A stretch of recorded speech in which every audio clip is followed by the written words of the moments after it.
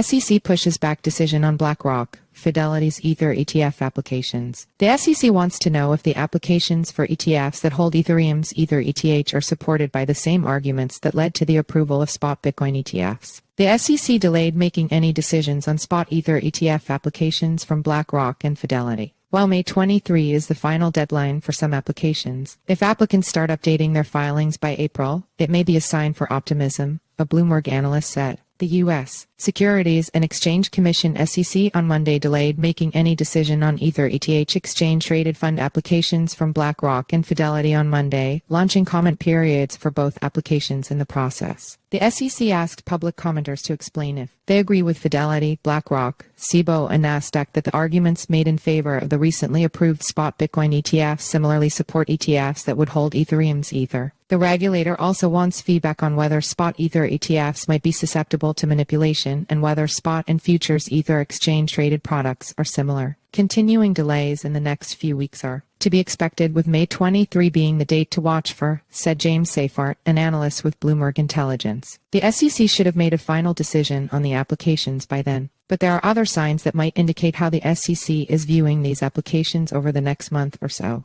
If applicants start filing updates to their documentation that suggest they are incorporating feedback directly from the regulator, similarly to the back and forth in the weeks before Bitcoin ETFs were approved in January, it would be a sign for more optimism, he said. Issuers have already filed some updates over the past few weeks, but many of these seem to reflect lessons learned from the Bitcoin ETF application process rather than responding to specific guidance or feedback from them. Second, we've seen a couple updates over the last 30 days. Some of the different issuers have done some things, but what that was, as far as I'm concerned, a lot of the updates thus far have been them bringing these Ethereum filings up to date with the things they learned in the Bitcoin ETF process. There's nothing that's been updated that is specific to ETH, he said. We haven't seen anything that's relevant specifically to an update that indicates to us for sure that the SEC is talking to any of these guys about a theory, but they are notoriously close-lipped and not supposed to talk to anyone.